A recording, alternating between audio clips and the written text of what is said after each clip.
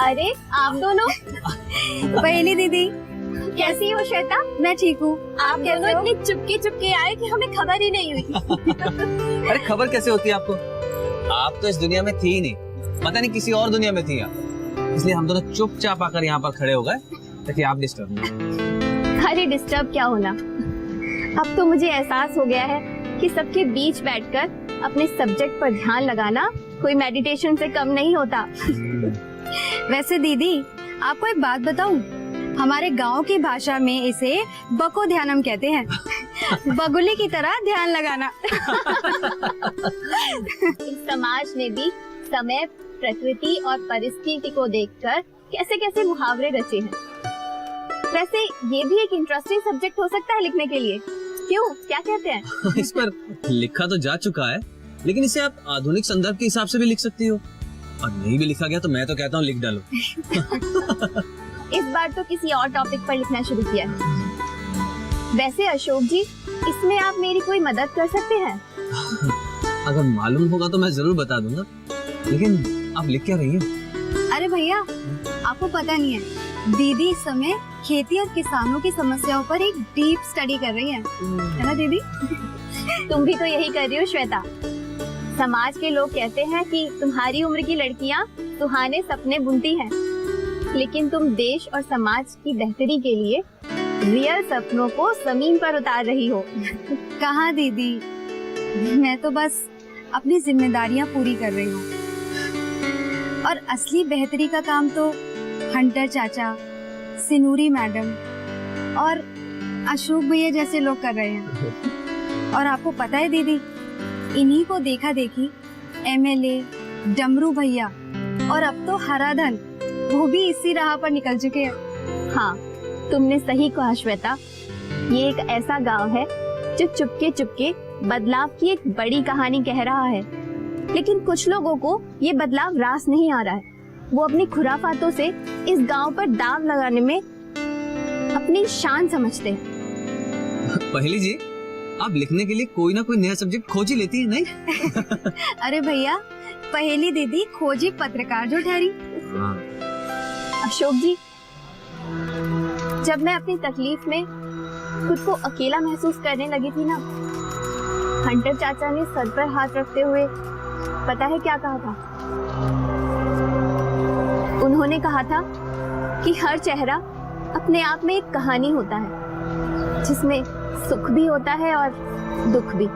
सुख का नाजायज फायदा मत उठाओ और दुख को बुद्ध की तरह देखो। दुख के कारणों का पता लगाकर उसके निवारण का उपाय ढूंढो। तब से मैं उसी में लगी हुई हूँ। इसीलिए तो दीदी हंटर चाचा ने आपको यहाँ बुलाया है। उन्हें आपसे ना बहुत उम्मीदें हैं। हाँ श्वेता, उन्हीं के सुझाव पर मैं एक बार विदर्भ गई थी, महिला किसानों का हाल जानने। बहुत रोई थी। लेकिन अब तो वहाँ की स्थिति काफी बदल गई है ना? हाँ, अंकल के कहने पर ही इस बार मैं किसानों को मिलने वाली सुविधाओं और उससे उनकी स्थिति में आने वाले बदलाव के ऊपर लिख रही हूँ। अरे हाँ, मैं तो बातों बातों में भूल ही गई।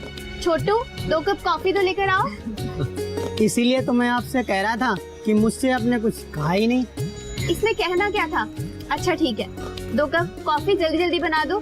जी बनाता हूँ। अरे छोटू, 2 नहीं 3 बनाना।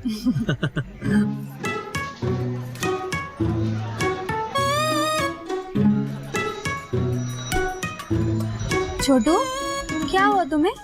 हमारे यहाँ कॉफी कम करके नहीं मिलती जैसा शहर में होता है। थोड़ी कॉफी ज्यादा झाग दे के ही पैसे वसूल लेते हैं। हमारे यहाँ 2 कप आपको पीने की जरूरत नहीं पड़ेगी, 1 ही कप काफी है। 2 कप कॉफी नहीं पीऊंगा। तुमको नहीं पता कि अशोक जी के मित्र अवतार आ रहे होंगे? हाँ बिल्कुल सही, 1 कप मैंने उन्हीं के लिए बोला है। वो आता ही होगा। लो, आ ही गया। अरे अशोक, कैसे हो?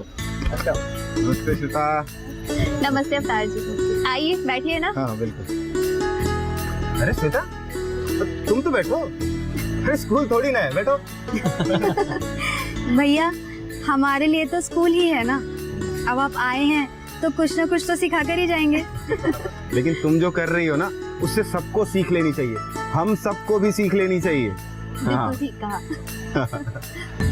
लगता है यहाँ पर किसी बड़ी गंभीर समस्या पर चर्चा चल रही थी। हाँ, इसीलिए तो हम सब आपके आने का इंतजार कर रहे थे। पापा ने बताया था कि आप आने वाली हैं।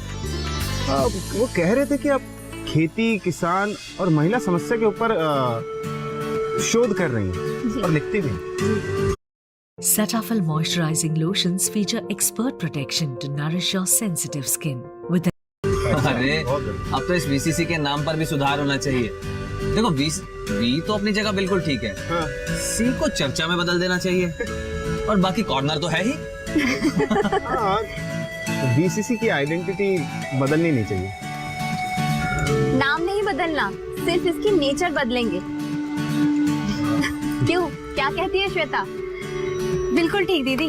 वैसे भी शेक्सपियर ने कहा है, नाम में क्या रखा है। वाह। श्वेता ने तो बातों का निचोड़ ही निकाल दिया। श्वेता, इधर आना। जी दीदी।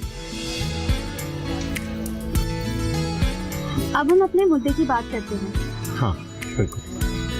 हम किसानों को तकनीकी ज्ञान देने के लिए राष्ट्रीय कृषि तकनीकी सम्मेलन के रूपरेखा की चर्चा करना चाहते हैं। और अगर ये सम्मेलन किसान मेले के रूप में किया जाए तो इसका आकर्षण और भी बढ़ जाएगा और किसान इसमें जुटेंगे भी। मेला तो हमारी परंपरा रही है। पहले जब बाजार नहीं होते थे तो किसी भी चीज को खरीदने और बिक्री के लिए मेला ही तो केंद्र होता था। इस आधुनिक युग में भी मेले का आयोजन हो ही रहा है। छोटू, कॉफी लेकर आओ। जी लाया। श्वेता, तुम बैठो ना। ठीक है दीदी।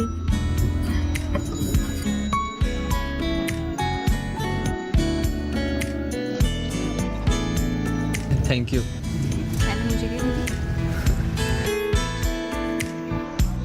क्यों ना हम एक दिन हंटर अंकल से सम्मेलन के बारे में बात करने के लिए इकट्ठा हो जाए? हाँ हाँ, ये बिल्कुल सही रहेगा। मैं हंटर चाचा से टाइम लेके आप सब लोगों को बता दूंगी। हाँ। अच्छा, अब तो आपका यहाँ पे मन लग रहा है ना? हाँ, हमारा मन तो पहले दिन ही लग गया था। जब हम यहाँ आ रहे थे तो हमारी मुलाकात डमरू जी से हुई थी। उनसे तो हमारा जबरदस्त सामना हुआ था कि क्या बताए। वो है ही बहुत मजेदार। अरे हंसा हंसा के ना पेट फुला देते हैं जो। लेकिन वो आजकल यहाँ आ नहीं रहे हैं। वो कहीं गए हुए हैं। अच्छा। हाँ यार, एमएलए भी नहीं दिख रहा आजकल। कहाँ है वो? हाँ, परसों पापा ने बताया था मुझे।